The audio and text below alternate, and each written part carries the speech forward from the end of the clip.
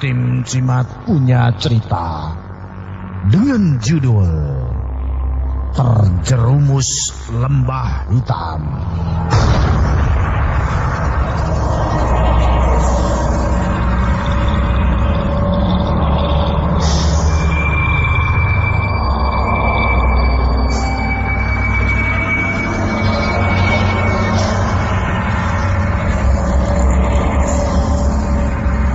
Kiriman dari Andi di Matres, Malang.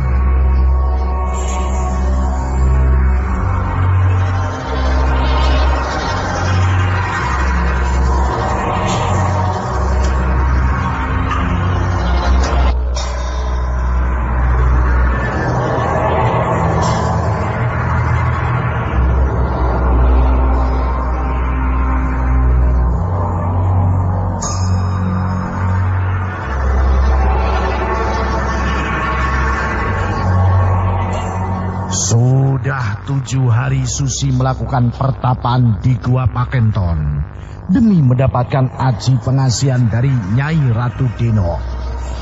Di dalam gua yang sepi dan gelap, Susi mendapatkan gangguan dari makhluk gaib seperti Wewe Gombel, Kuto Ijo, Panaspati dan Gendruwo.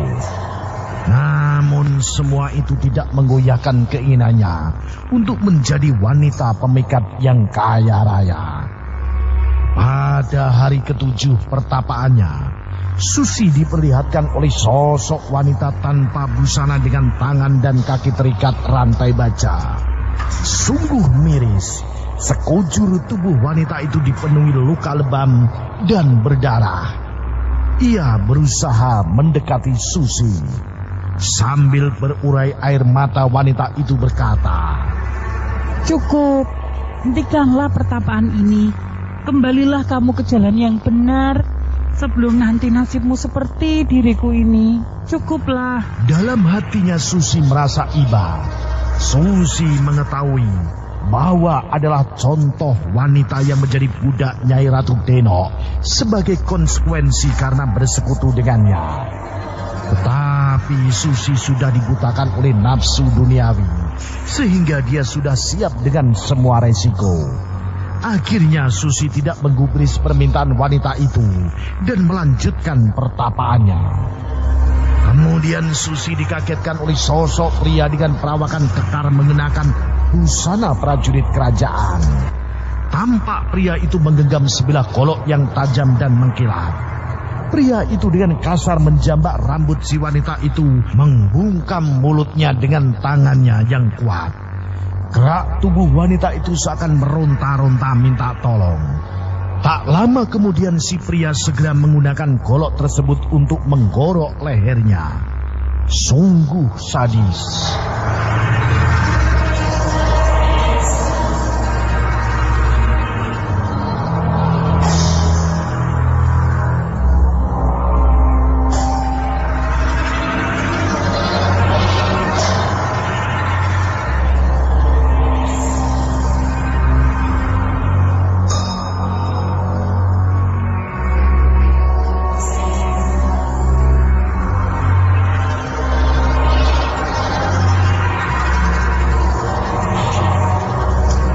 Pria itu menyembelih si wanita dengan brutal layaknya hewan.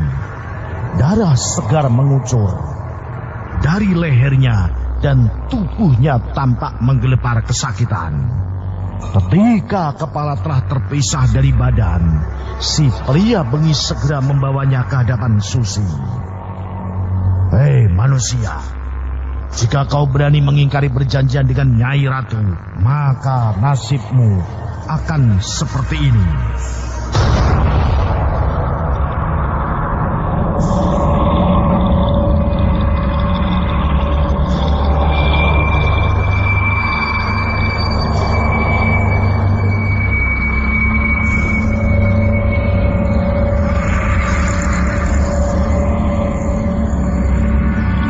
Nyali Susi menciut tatkala menyaksikan kepala wanita dengan mata terbelalak di depannya.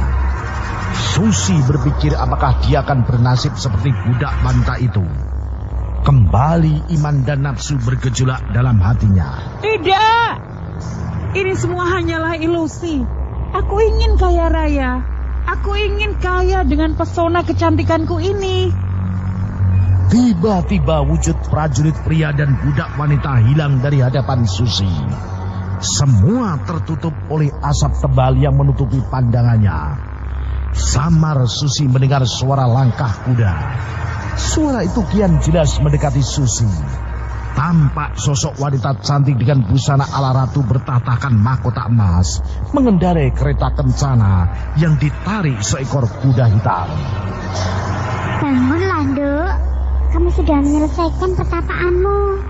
Aku benar-benar mengagumi kesabaranmu, Nduk, karena kau mampu melewati ujian di gua ini. Aku adalah Nyai Ratu Denok yang akan mengabulkan semua permintaanmu. Kemudian Nyai Ratu Denok mengeluarkan jarum emas dari mulutnya. Dengan kekuatannya Nyai Ratu menanamkan jarum itu ke kening Susi. Ini adalah susuk pengasihan yang bisa membantumu mendapatkan kekayaan. Dengan susuk ini, kamu dapat menggait pria kaya raya. Kamu bisa menguras hartanya, Nduk. Terima kasih, Nyai Ratu. Ujar Susi tersenyum. Kini wajah Susi terlihat bersinar dan aura kecantikannya semakin terpancar berkat susuk pemikat. Untuk memperkuat guna-guna, Nyai Ratu Denok memberikan mantra yang berbunyi.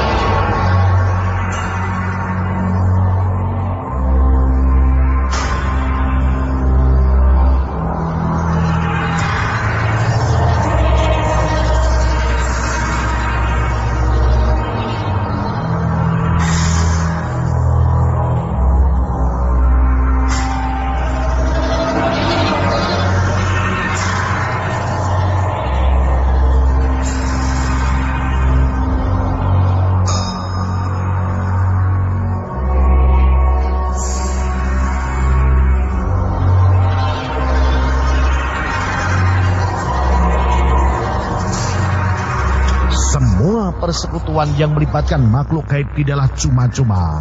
Pastinya ada imbalan yang harus dibayar. Nyai Ratu Denok meminta tumbal nyawa seorang pria pada malam 1 Suro, dan Susi menyanggupi hal itu.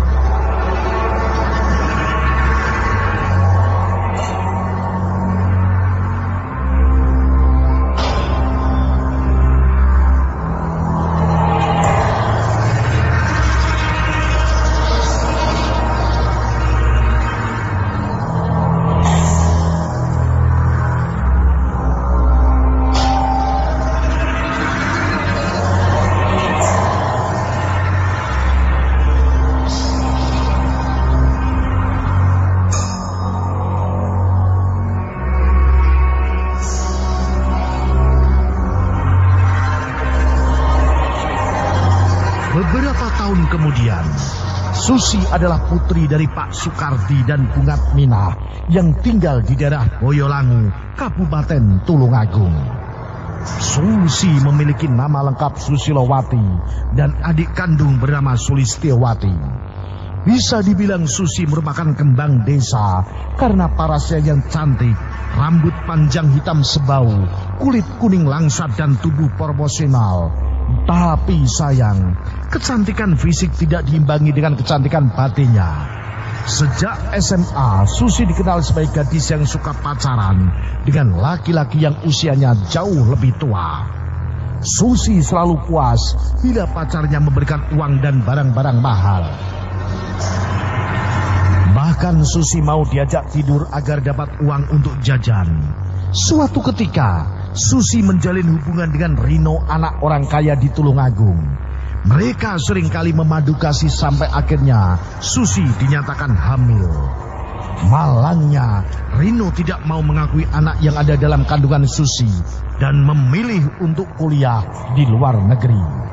Betapa hancur hati Susi tatkala mengetahui Rino tak mau bertanggung jawab. Akhirnya Susi nekat melakukan aborsi ke seorang dukun beranak. Mengetahui hal itu, Pak Sukardi marah besar. Susi dianggap aib karena mencoreng nama baik keluarga.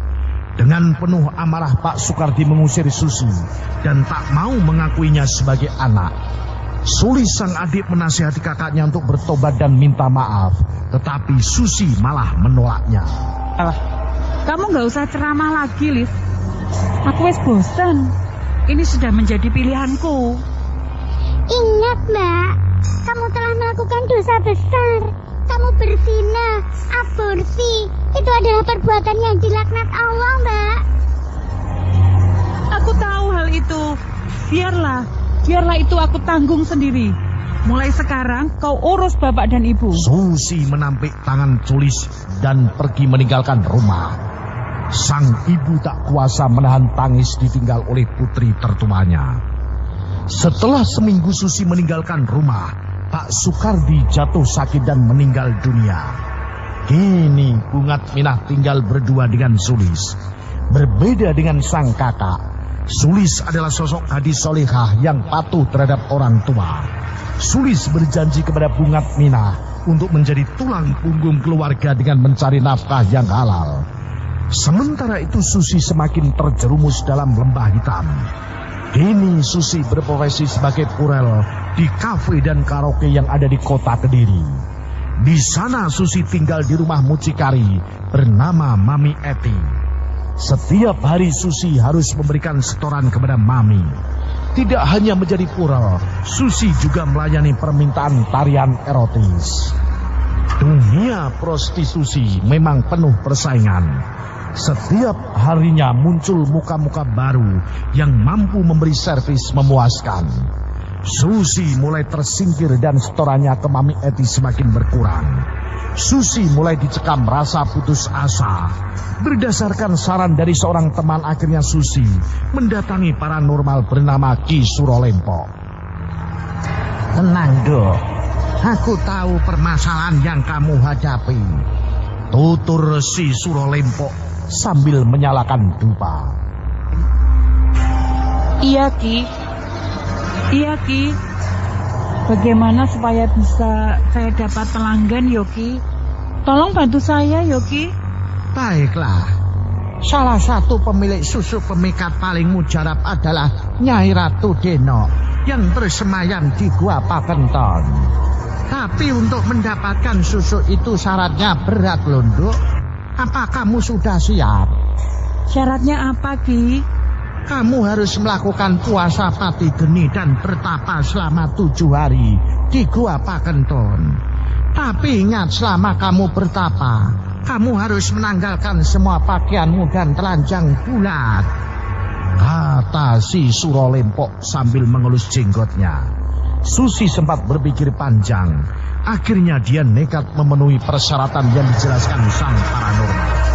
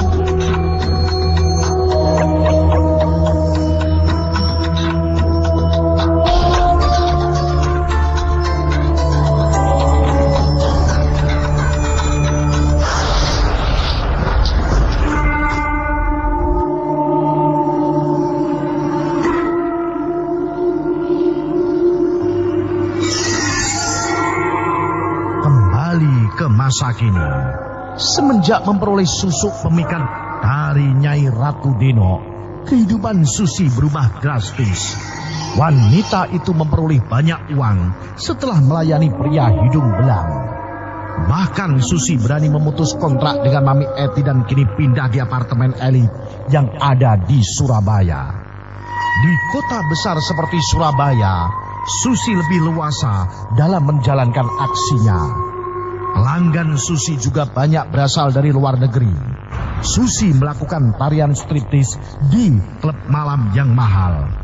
Bahkan tarif berkencan dengan Susi menyentuh angka jutaan rupiah per malam. Dengan uang yang dimilikinya, Susi bergaya bak sosialita, mobil sedan mahal, tas berharga jutaan dan perhiasan emas dia punya. Semua itu merupakan kado dari pria-pria kaya yang menjadi pelanggan setia Susi. Pernah suatu ketika Susi pulang ke Tulungagung untuk menemui adik dan ibunya. Susi mengajak Sulis dan Bungat Minah untuk tinggal di Surabaya dengan gelimang harta yang dia miliki. Tetapi sang ibu menolak karena ia tahu harta yang diperoleh Susi berasal dari pekerjaan haram. Bungat Minah cukup mampu bertahan hidup dengan berjualan nasi lodo keliling. Sedangkan Susi juga membantu perekonomian keluarga dengan menjadi guru honorer. Merasa sakit hati, sejak saat itu Susi tak pernah mengunjungi keluarganya. Saat kembali ke Surabaya secara kebetulan Susi bertemu kembali dengan Rino. Susi masih menyimpan dendam kepada Rino karena lari dari tanggung jawab dan merusak masa depannya. Susi mendapat informasi bahwa Rino kini menjadi manajer perusahaan pelayaran di Surabaya. Rino juga telah berkeluarga dan memiliki 2 orang istri yang masih kecil. Diliputi keinginan balas dendam, muncul niat Susi untuk menjadikan Rino sebagai tumbal di malam 1 Suro nanti. Susi menggunakan ajian pemikat untuk mengundang-undai Rino. Hasilnya Rino kembali terpesona dengan kecantikan Susi. Bahkan Rino memberikan apa saja yang diminta oleh Susi. Hal itu kecemburuan bagi Yanti istri Rino. Suatu malam Yanti mendapati Rino pulang larut malam. Dari mana kamu, Mas? Pulangnya kok larut malam terus? Habis rapat di kantor. Jangan bohong kamu, Mas. Aku tahu kamu habis bermesraan sama perempuan lajang itu toh. Ini buktinya. Yanti menunjukkan foto-foto saat Rino bermesraan dengan Susi. Rino naik pitam. Tangan Rino mendarat ke pipi Yanti. Parat, selama ini kau memata-mataiku ya? Yanti menangis dan berteriak dengan keras. Sekarang kau pilih, Mas. Aku atau perempuan laknat itu? Rino yang sudah tersulut emosi memaki istrinya. Aku sudah bosan, Yanti. Tiap hari kau selalu menuntut ini dan itu. Tapi kau tak bisa memuaskan keinginanku. Istri macam apa kamu itu? Baik, jika itu maumu, ceraikan aku, Mas. Ceraikan. Baiklah, kita cerai saat ini.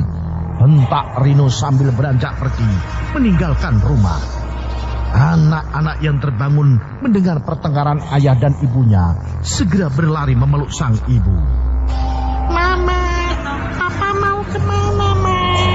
Sudah, anak. Mulai sekarang kalian tinggal dengan Mama. Rino yang saat itu sedang berada dalam pengaruh alkohol mengemudikan mobil dengan kecepatan tinggi. Tak diduga mobil itu menghantam trotoar dan menabrak tembok beton di pinggir jalan. Mobil ringsek dan Rino langsung tewas di tempat kejadian.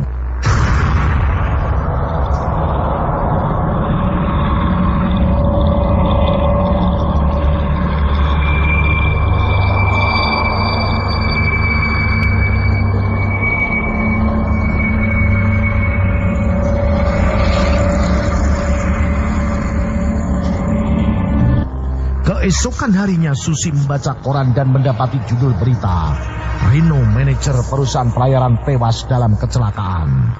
Susi tersenyum puas. Rupanya Susi berhasil membalas dendam dan merenggut nyawa Rino sebagai tumbal Nyai Ratu Deno.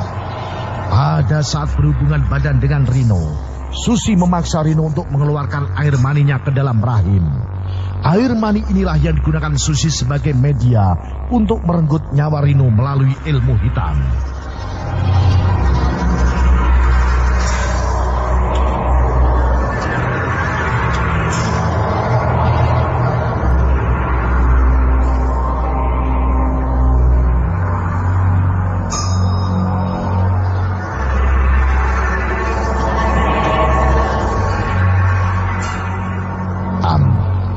Tahun demi tahun berganti, Susi telah menjadi wanita kaya raya. Ia mulai jenuh dengan profesinya sebagai wanita tunasusila. Apalagi kini Susi mulai dekat dengan Alex, pria pemilik pabrik narkoba dengan keuntungan miliaran per bulan. Alex juga dikenal sebagai pemasok narkoba di Asia Tenggara. Tetapi Alex dapat lepas dari jeratan hukum karena memberi upeti kepada oknum aparat dan pejabat korup dalam jumlah besar. Bagi Susi memiliki kekasih seperti Alex bukanlah suatu masalah. Selama Alex mampu memenuhi kebutuhan, akan selalu setia dan memberikan cintanya. Alex berniat menikahi Susi karena niat Alex sungguh-sungguh. Akhirnya Susi menceritakan rahasia yang selama ini disembunyikannya. Susi ingin lepas dari belenggu Nyai Ratu Denok. Untuk itu Alex menyarankan agar Susi mencari paranormal yang mampu membebaskan pengaruh sihir susuk pemikat. Akhirnya Alex dan Susi menemui Ki Suralempok. Awalnya Ki Suralempok menolak tawaran Susi karena ilmunya tak sebanding dengan kesaktian Nyai Ratu Denok. Tetapi dengan tawaran uang dalam jumlah besar, akhirnya Ki Suralempok menyanggupi hal itu. Paranormal itu segera membentuk tim yang terdiri dari beberapa dukun sakti. Dengan ilmu Ngroko Sukmo, Ki Suralempok bersama rekan-rekannya segera menggempur Gua Pakenton. Melihat istananya diobrak-abrik, Nyai Ratu Denok murka. Manusia biadab, beraninya kalian merusak tempat tinggalku ini. Kami akan meringkusmu, wanita siluman. Hayo hadapi kami. Baiklah, akan kuhabisi kalian semua. Nyai Ratu Denok terlibat duel dengan beberapa paranormal. Bahkan Nyai Ratu sempat adu ilmu kanuragan dengan Ki Suralempok. Para dukun menyatukan tenaganya untuk mengalahkan penguasa Gua Pakenton. Nyai Ratu Denok sempat terpental setelah menerima serangan gabungan dari para dukun pimpinan Ki Suralempok. Tapi dia belum menyerah. Dengan tenaga yang tersisa, Nyai Ratu Denok mengubah wujudnya menjadi ular raksasa dan menyemburkan api tanpa ampun. Para dukun yang tidak mengetahui kesaktian Nyai Ratu menjadi korban amarahnya. Semuanya tewas, terbakar oleh api segoro geni termasuk Ki Suralempok. Siapa yang mengutusmu? Dengan suara terbata-bata Ki Suralempok menyebut nama Susi. Kemudian paranormal tua itu menemui ajal dengan tubuh hangus. Kurang ajar, Susi. Kau berani mengkhianati aku. Tunggu pembalasanku.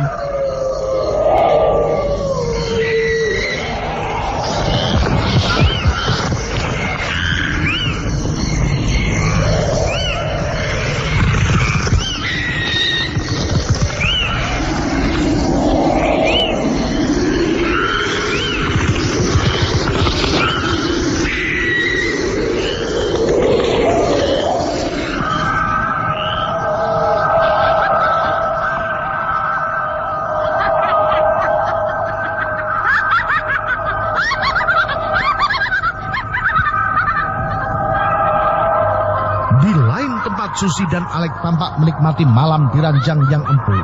Kedua manusia itu larut dalam gairah cinta yang membara. Walaupun telah berhubungan dengan banyak pria, namun Susi merasa Alex yang mampu membuatnya terbuai dengan kenikmatan, serasa terbang ke angkasa raya. Aduh, panas. Ampun, Nyai, aku tobat, Nyai. Tiba-tiba saat melakukan hubungan intim, Alex merasa alat kemaluannya lengket dan tak bisa dilepaskan dari milik Susi. Aduh, panas. Ampun, Nyai, aku tobat, Nyai. Dua orang itu merasakan sakit yang luar biasa, seakan-akan terbakar. Api membara. Tangan-tangan mencakar wajah Alex hingga berdarah. Di tengah jeritan rasa sakit, Susi mendengarkan suara dari Nyai Ratu Deno. Dasar kau wanita busuk, kau pikir kau bisa lepas dariku? Sekarang saatnya kau membayar pengkhianatanmu.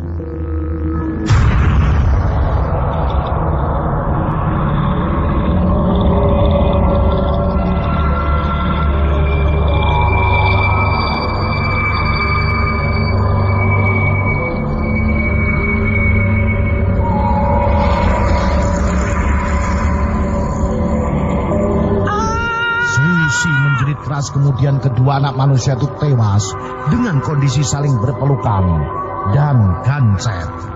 Mendengar cerita di kamar majikannya, pembantu di rumah Susi segera menuju arah kamar. Sang pembantu menjerit histeris melihat kondisi majikannya tak bernyawa.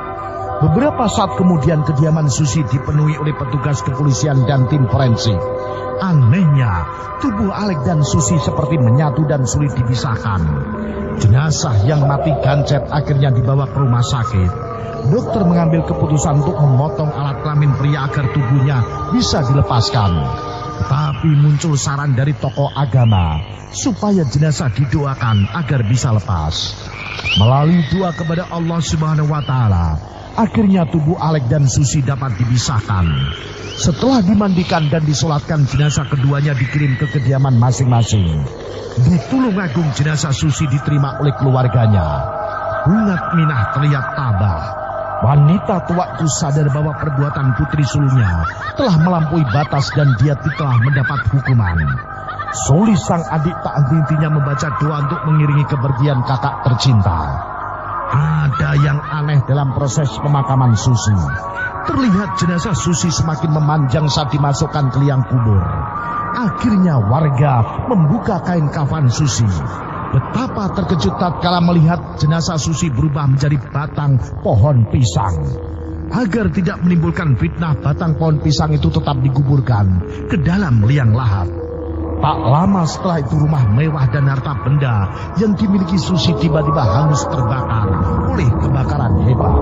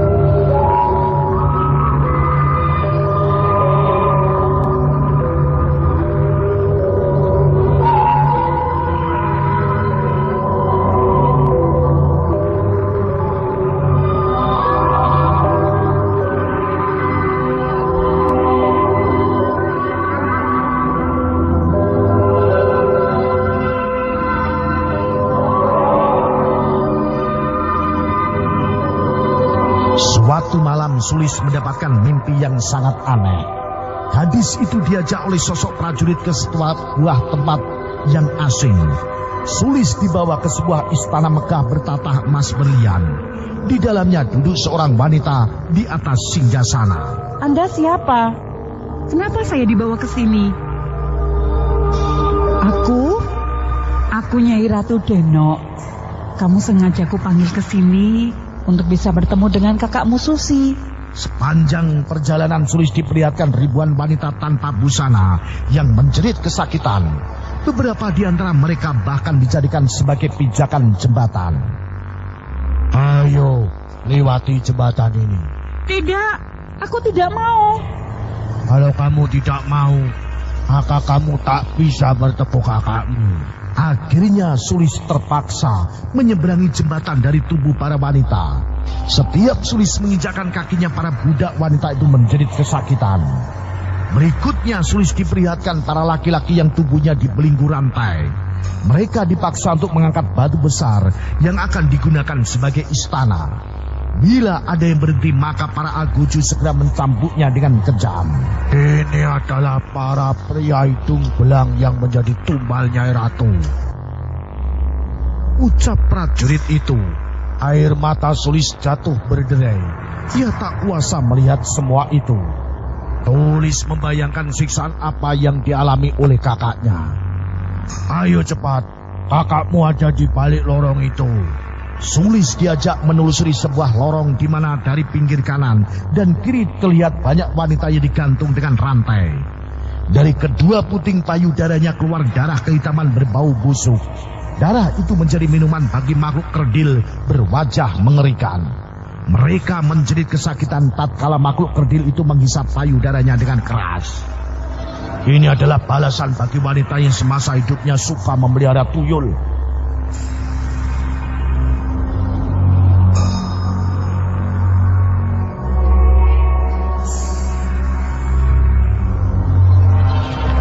Masuklah, kakakmu ada di sini. Sang prajurit segera membuka pintu itu. Sekali lagi Sulis menjumpai hal mengerikan. Dia melihat banyak wanita telanjang dengan tangan diikat rantai. Kedua kaki mereka diikat menyamping. Tiba-tiba seonggok tombak dari besi panas menusuk liang peranakan mereka. Wanita-wanita itu menjerit kesakitan. Darah busuk yang keluar dari kemaluan mengalir deras.